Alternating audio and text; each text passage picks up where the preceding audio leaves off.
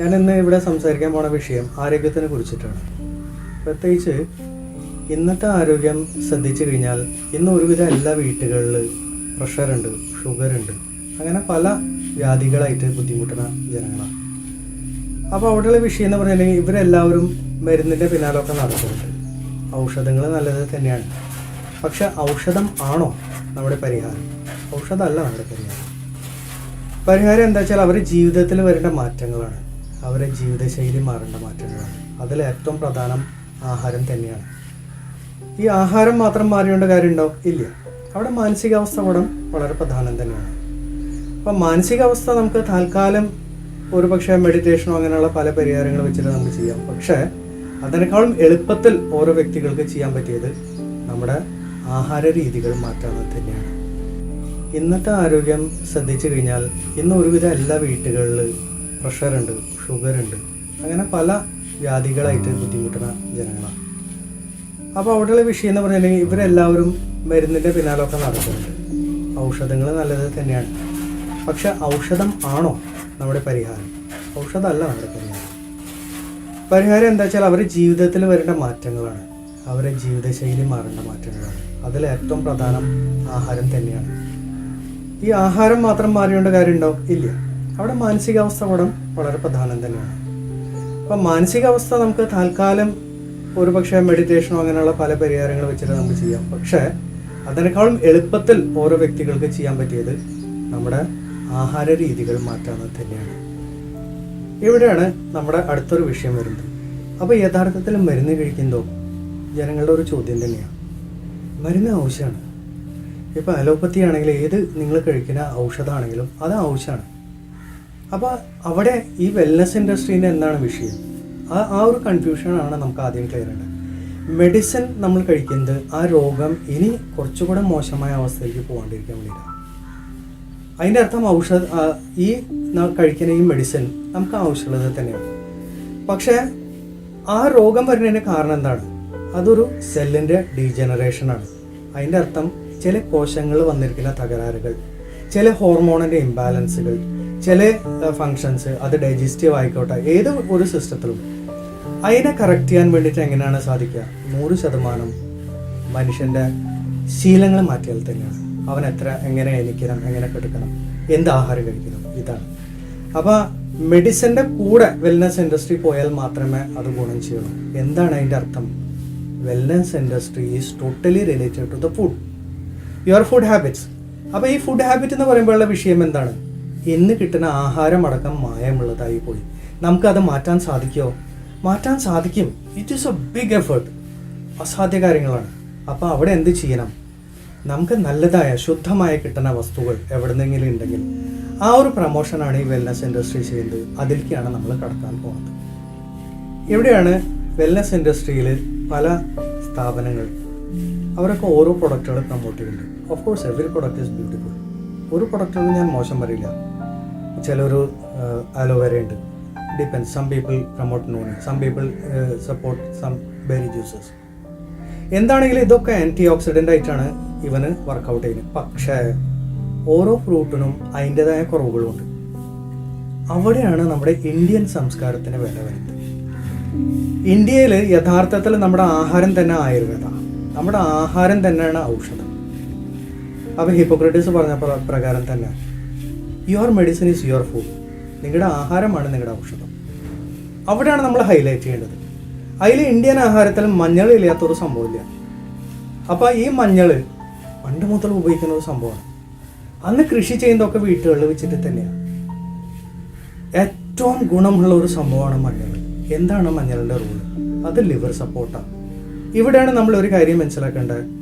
ലിവറാണ് ഒരുവിധം എല്ലാ ഫങ്ഷൻസും നമ്മുടെ കൺട്രോൾ ചെയ്യുന്നത്. അത് ഹോർമോൺസ് ആണെങ്കിലും ശരി, അത് ഈവൻ ബ്ലഡിൻ്റെ കാര്യത്തിലാണെങ്കിലും, അതിൻ്റെ HDL, LDL എന്ത് സംഭവങ്ങൾ കൺട്രോൾ ചെയ്യുകയാണെങ്കിലും അതിൻ്റെ പ്രൊഡക്ഷൻ അതിൻ്റെ തിരിച്ച് കൊണ്ടുവരില്ല. ഈവൻ ഡൈജസ്റ്റീവ് ജ്യൂസ് ആണെങ്കിലും എന്തൊരു സംഭവമാണെങ്കിലും ലിവറിൽ നിന്നാണ് തുടങ്ങുന്നത്. അപ്പോൾ യഥാർത്ഥത്തിൽ ആ ലിവർ ഫങ്ഷൻ പെർഫെക്റ്റ് ആണെങ്കിൽ ഇമ്മ്യൂണിറ്റി കൂടി. ഇമ്മ്യൂണിറ്റി കുറവിൻ്റെ ലക്ഷണങ്ങൾ എന്താണ്? ഇടയ്ക്കിടയ്ക്ക് വരുന്ന പനി, ചുമ, ജലദോഷം, ഇതൊക്കെ. ഉറക്കം കറക്റ്റ് നമുക്ക് വരില്ല, ദഹനക്കേട്, ഇതൊക്കെയാണ് എല്ലാ കാര്യത്തിൻ്റെ തുടക്കം. അവിടെയാണ് മഞ്ഞളിൻ്റെ പ്രാധാന്യം. ബാക്കിയുള്ള പ്രൊഡക്റ്റ് ഇത് സാധിക്കില്ല എന്നല്ല ഞാൻ പറയുന്നത്. ബാക്കി എല്ലാ പ്രൊഡക്റ്റിനും സാധിക്കും. പക്ഷേ ഓരോ പ്രൊഡക്റ്റിന് അതിൻ്റെതായ കുറവുണ്ട്. അവിടെയാണ് മഞ്ഞളുടെ beauty. It is a pakka Indian product, it is a traditional product and it has its own beauty. ആയിരക്കണക്കിന് വർഷങ്ങളായി മഞ്ഞൾ നമ്മൾ ഉപയോഗിക്കാൻ തുടങ്ങിയിട്ട്. യഥാർത്ഥത്തിൽ നമ്മുടെ ആഹാരം തന്നെ യഥാർത്ഥത്തിൽ ഒരു ആയുർവേദ അല്ലെങ്കിൽ മെഡിസിൻ ആണെന്ന് നമുക്ക് പറയാം. എക്സാമ്പിൾ, ഈവൻ അലോപ്പതിയിലത്തെ ഹിപ്പോക്രട്ടീസ് പറയുന്നത് എന്താണ്? He said your food is your medicine. So what should we change? We should change our food. ഇന്നത്തെ ഫുഡ് ഹാബിറ്റ്സ് മാറി. ഇന്ന് യഥാർത്ഥത്തിൽ ഒരുപക്ഷെ മാനസിക ബുദ്ധിമുട്ടും അങ്ങനെയുള്ള കാര്യങ്ങൾ കാരണം കൊണ്ട് നമ്മൾ അന്വേഷിക്കുന്ന സന്തോഷമാണ്. ഈ സന്തോഷത്തിന് വേണ്ടിയിട്ടാണ് നമ്മൾ പലതരത്തിലുള്ള ആഹാരങ്ങൾ ഇന്ന് അനാവശ്യമായിട്ട് നമ്മൾ വലിച്ചു കയറ്റാൻ തുടങ്ങിയത്. ഇതൊക്കെ എവിടെ ബാധിക്കുന്നത്? 100% ഇത് ലിവറിനാണ് ബാധിക്കുന്നത്. ഇത് ബാധിച്ചു കഴിഞ്ഞതിന് ശേഷം പിന്നെ ഇതിനെ നമ്മൾ വീണ്ടും മെഡിസിൻസും പല തരത്തിലുള്ള സംഭവങ്ങൾ കഴിക്കും.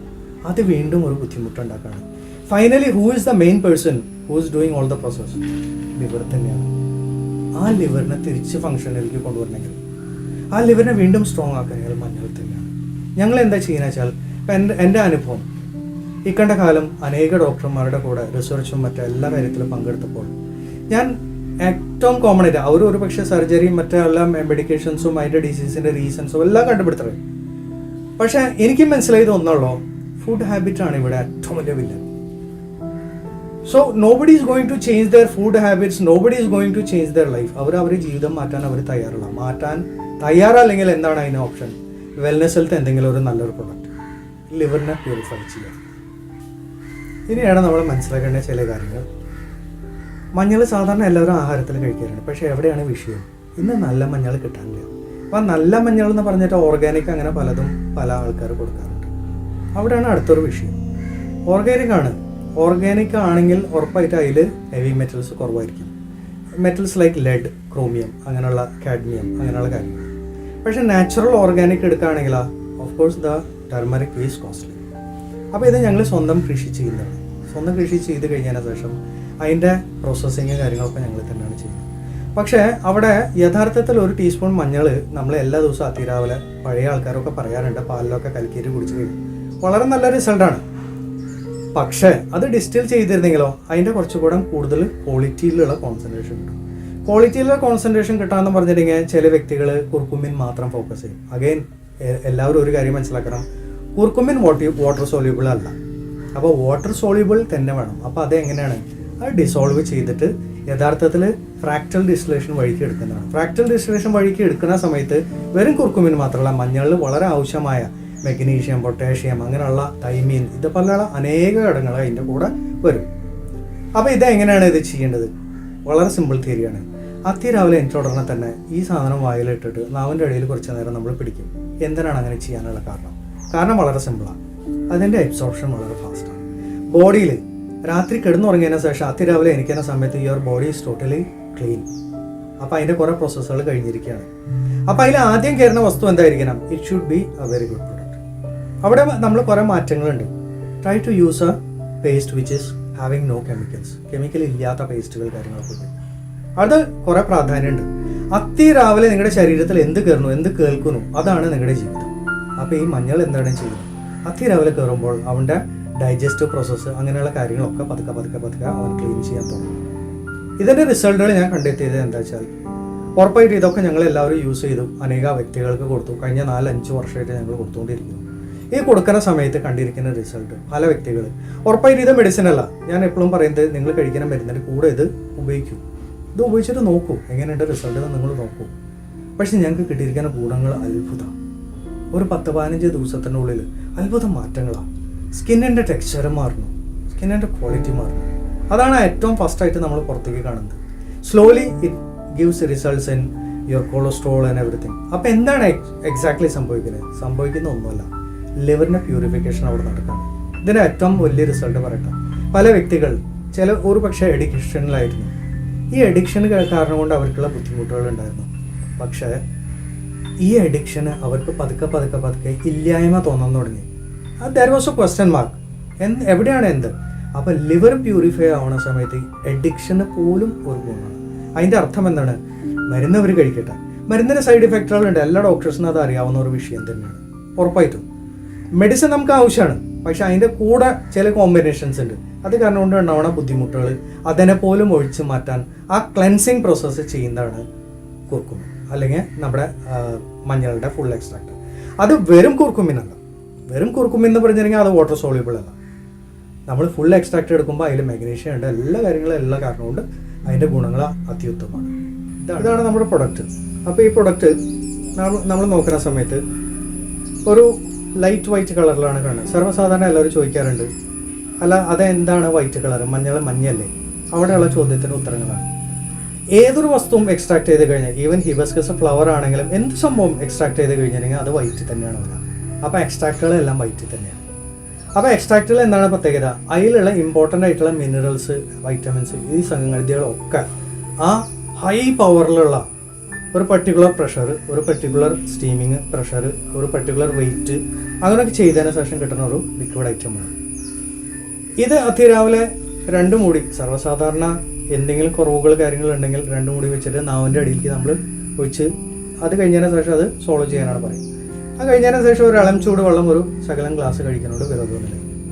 ഇപ്പോൾ എക്സാമ്പിൾ പറഞ്ഞാൽ രോഗമുള്ള വ്യക്തികളുണ്ട്, പലതരത്തിലുള്ള രോഗം. അപ്പോൾ നമ്മൾ അവർക്ക് എന്താണ് കൊടുക്കേണ്ടത്? രോഗം മാറ്റാനാണോ? അല്ല, രോഗം മാറ്റാനല്ല നമ്മൾ കൊടുക്കേണ്ടത്. അവിടെ ഇവർ ഇത് കഴിക്കുന്ന സമയത്ത് അവരുടെ ബോഡിയിലുള്ള ടോക്സിൻസിനെ ഡീടോക്സിഫൈ ചെയ്യാണ്. ഡീടോക്സിഫൈ ചെയ്യുന്ന സമയത്ത് ഓട്ടോമാറ്റിക് എന്താ സംഭവിക്കുന്നത്? അവൻ്റെ പതുക്കെ ഡാമേജ് ആയിരിക്കുന്ന സെല്ലുകളിൽ പതുക്കെ റിക്കവറിയിലേക്ക് വരാണ്.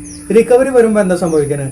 അവർ കഴിക്കുന്ന അവർ കഴിക്കുന്ന മെഡിസിൻ്റെ ഇത് ഗുണത്തിനും കൂടുതൽ ഗുണം കിട്ടാൻ തുടങ്ങും.